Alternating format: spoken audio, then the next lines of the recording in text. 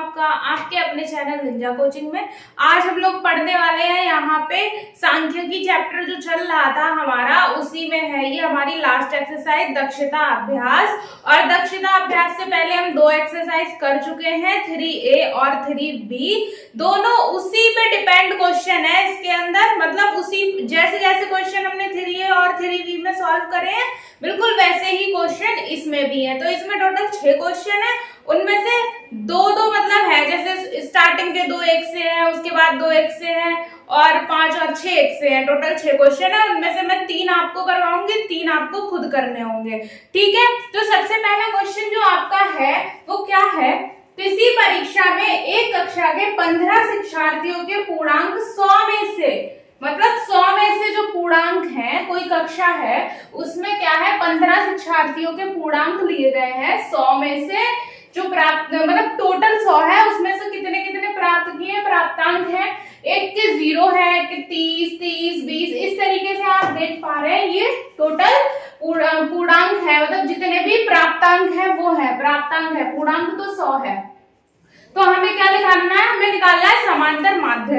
अब आप सबसे पहली चीज ये देखो कि क्या ये बारंबारता है। मैं आपको बहुत अच्छे से समझा चुकी हूँ बारंबारता के लिए कैसे निकालते हैं, बारंबारता ना होने पर कैसे निकालते हैं। तो आप देख पा रहे हैं कि ये बारंबारता तो नहीं है, मतलब ये सारणी में तो लिखे हुए नहीं है, तो फिर हम इसको कैसे निकालेंगे। तो समांतर माध्य जब हम निकालते हैं बारंबारता ना होने पर, तो देखिए इसका मैंने बहुत अच्छे से समझाया है 3B में, तो आप लोग वहां देख सकते हैं। अगर समझ में ना आए तो क्या है, इसका निकालेंगे समांतर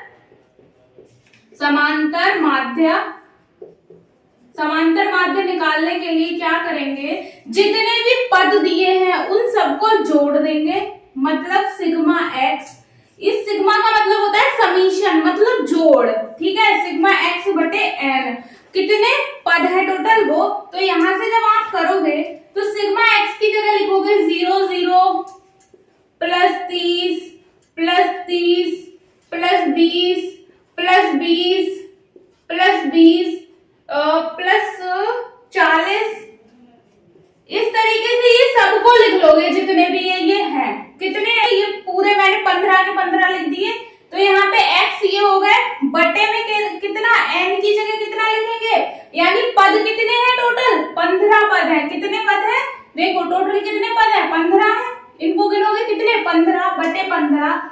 अब जब इसको ऐड करोगे तो कितना आएगा, इसको ऐड करके आएगा 600 बटे 15, 15 चौके 60 और 0, तो आंसर आ गया 40।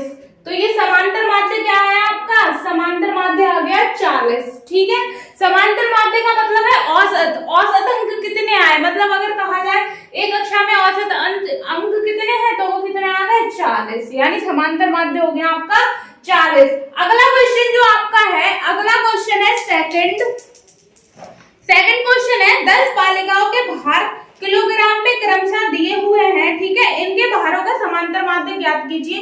बिल्कुल ऐसे ही लिखना है, 10 के 10 का जितना भार दिया है उन सबको प्लस करके बटे में 10 लिख देना, क्योंकि 10 बालिकाएं हैं, और आपका समांतर माध्य आ जाएगा। ठीक है, अब हम चलते हैं हमारे तीसरे क्वेश्चन को, और चौथा क्वेश्चन दोनों सेम है, तो चौथा वाला मैं आपको करवाऊंगी, तीसरा आप खुद करेंगे, क्योंकि चौथा जो है वो पॉइंट वाला है, तो पॉइंट में आपको ज्यादा दिक्कत होगी।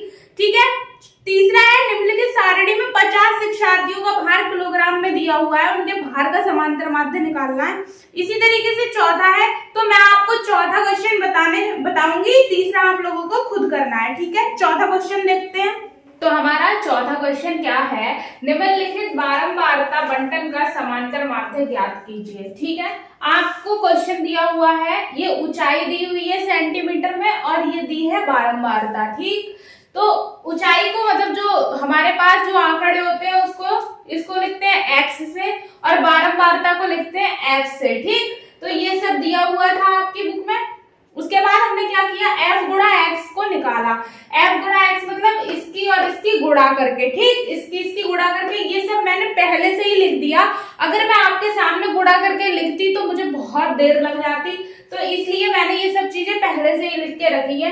तो ये हो जाएगा, इसकी गुणा करेंगे ये, फिर इसकी और इसकी करके ये, इस तरीके से इनकी पदों की गुणा करके, मतलब x और f की गुणा करके, जैसे 142.5 गुणा 3 करा तो 427.5 आ गया। इस तरीके से इन सब की गुणा कर दी। फिर योग निकाला बारंबारता का योग निकाला, क्योंकि अब हमारा क्वेश्चन आ गया बारंबारता वाला। अब हमें बारंबारता का समांतर माध्य निकालना है। तो इसका योग निकाला 27 आया, इसका योग करा तो 3909.5 आया। ठीक, अब हमें निकालना है समांतर माध्य। तो समांतर माध्य निकालने के लिए हमें पता है हम क्या करते हैं। समांतर माध्य निकालने के लिए सिग्मा xf, मतलब ये वाला, ये जो हमने निकाला है ये xf बटे सिग्मा f, मतलब ये बारंबारता। तो हमने जोड़ दिया, ये इसको जोड़ा था जो हमने fx को जोड़ के इतना आया, ये लिख दिया, और सिग्मा f कितना आया 27 आया, तो बटे में 27 लिख दिया। इसको सॉल्व करेंगे तो 144.796296 इस तरीके से ये चलेगा। तो इसको हम लोग लिख सकते हैं 144.8 लिख सकते हैं। 0.8 क्यों लिख सकते हैं? क्योंकि ये 7 और इसके बाद क्या है 9, मतलब ये लगभग 8 के बराबर है, नहीं है, मतलब आप इसको देखो ये लगभग 8 के बराबर है या नहीं है, तो ये हो जाएगा 144.8। आपका तीसरा क्वेश्चन भी इसी की तरह है, वो पॉइंट वाला नहीं है इसलिए मैंने उसको नहीं बताया, इसको बताया। तो तीसरा क्वेश्चन भी इसी तरीके से आप लोग कर लेंगे। उसके बाद पांचवा और छठा क्वेश्चन है, तो उसमें पांचवा क्वेश्चन ठीक है उसको आप लोग कर सकते हैं, मैं छठे क्वेश्चन को बता देती हूँ, फिर आप उसको पांचवे को भी कर लेना।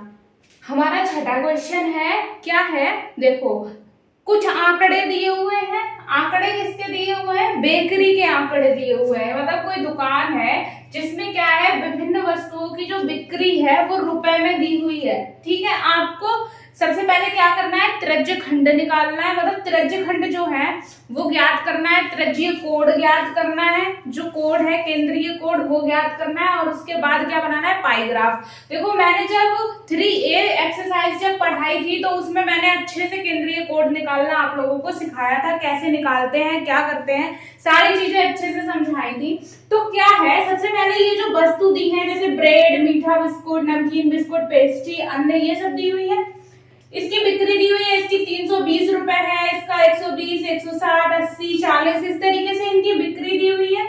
आपको क्या करना है, सबसे पहले आप निकालो कि टोटल बिक्री कितनी है। टोटल बिक्री कितनी है, तो इन सबको जोड़ दोगे तो टोटल आ जाएगा 720। उसके बाद आपको क्या निकालना है, आपको निकालना है केंद्रीय कोण। क्या निकालना है आपको, केंद्रीय कोण निकालना है। तो केंद्रीय कोण निकालने के लिए आप क्या करोगे, केंद्रीय कोण निकालोगे जब, तो क्या करोगे, सबसे पहले आप देखो मैंने आपको फॉर्मूला बताया था, मैंने आपको फॉर्मूला क्या बताया था, अन्य भाग बटे कुल भाग गुणे 360 डिग्री, यही मैंने बताया था केंद्रीय कोण का फॉर्मूला, केंद्रीय कोण का फॉर्मूला। तो आप कैसे निकालेंगे, यहाँ देखिए अन्य भाग कितना है, अन्य भाग से मतलब यहाँ पे ये है जो वस्तु दी है उसका भाग। तो अन्य भाग यहाँ ब्रेड के लिए कितना है, 320 रुपए है, और टोटल कितना है, कुल भाग कितना है, 720 रुपए है। ठीक है, तो सबसे पहले यहाँ निकालो कितना हो जाएगा ये, जब इसको इस फॉर्मूले में रखोगे तो 320 बटे 720 गुणे 360, तो ये आ जाएगा आपका कितना, इसको सॉल्व करोगे यहां से 36 एकम 36, 36 दूनी 72, 2 पंजे 10, तो 5 दूनी 10, हासिल लगा 1 और 5 दिया 15, 1 16, 160 डिग्री आ गया ये। इसी तरीके से इसको सॉल्व करोगे तो यहाँ अन्य भाग मीठा बिस्कुट, मीठा बिस्कुट के लिए कितना, 120 बटे 720 गुणे 360 डिग्री, आप निकाल ले हो डिग्री, ठीक है, एंगल निकाल ले हो, ठीक। तो ये हो जाएगा, ये क्या हो जाएगा, 360 एकम ये और दूनी ये 2 2 छंग 12 यानी 60 डिग्री, ये आ गया 60 डिग्री। इसी तरीके से अगला करोगे तो इसके लिए 160 बटे 720 गुणा 360, तो यहां से निकालोगे दूनी 2 अट्ठे 16, 80 डिग्री। इसी तरीके से अगला करोगे तो 80 बटे 720 गुणा 360 डिग्री, एकम दूनी, 2 चौक 8, तो ये हो जाएगा 40 डिग्री। इसी तरीके से ये है 40 बटे 720 गुणा 360 डिग्री। इसको करोगे तो देखो 36 एकम 36, 36 दूनी 72, 2 दूनी 4 यानी 20 डिग्री।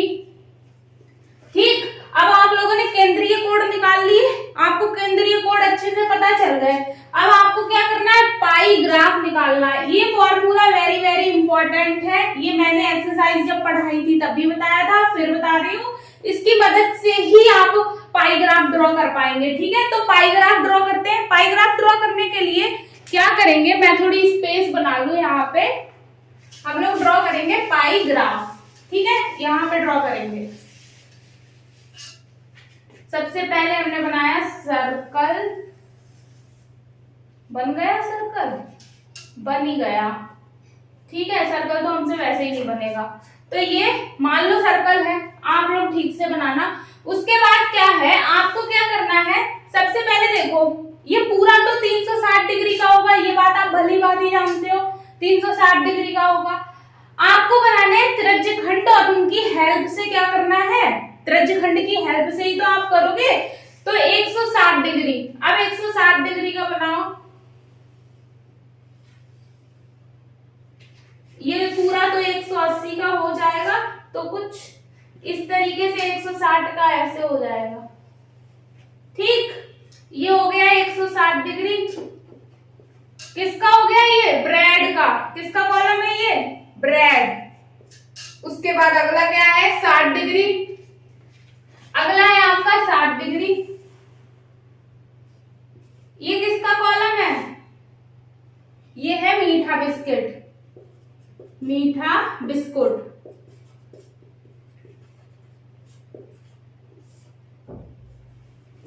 उसके बाद है आपका नमकीन बिस्कुट, कितना 80 डिग्री, तो ये 80 डिग्री मान लो। क्या है, ये वाला पोर्शन 80 डिग्री, मीठा बिस्कुट, सॉरी नमकीन बिस्कुट, नमकीन बिस्कुट। अगला क्या है, अगला है 40 डिग्री और 20 डिग्री, तो कुछ इस तरीके से ये 20 डिग्री हो जाएगा और ये वाला पोर्शन 40 डिग्री। ये किसका है, 40 डिग्री है पेस्ट्री, और ये अन्न, ये हो गया अन्न। ठीक है, तो इस तरीके से ये पाई ग्राफ बन गया। तो सबसे पहले आपको करना कुछ नहीं है, सबसे पहले आपको केंद्रीय कोण निकाल लेने हैं। केंद्रीय कोण निकालने का फॉर्मूला आपको मैंने बता दिया, इसी से केंद्रीय कोण निकाल के फिर आपको क्या करना है, पाई ग्राफ ड्रॉ कर लेना है। तो पांचवा क्वेश्चन भी ऐसे ही होगा। पांचवा क्वेश्चन क्या है, पांचवा क्वेश्चन है आपका, इसमें सारणी दी हुई है, उसमें अनाज और दाल मतलब मक्का, मटर, चना, गेहूं, धान इस तरीके से दिए हैं और उत्पादन लाख टन में दिया हुआ है। तो आपको कुछ नहीं करना है, सबसे पहले ये जो लाख टन में उत्पादन है इसका टोटल कर लोगे। टोटल करने के बाद आप सबका केंद्रीय कोण निकाल लोगे ऐसे ही जैसे यहाँ निकाला है, और उसके बाद पाई ग्राफ ड्रॉ कर लोगे।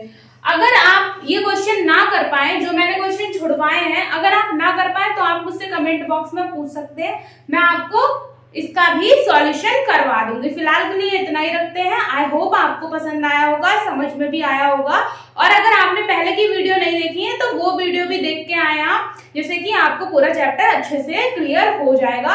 हम लोग कल हमारा नेक्स्ट चैप्टर स्टार्ट करेंगे, जो कि चैप्टर नंबर 2 है, घातांक, वो स्टार्ट करेंगे। आज के लिए इतना ही रखते हैं, धन्यवाद।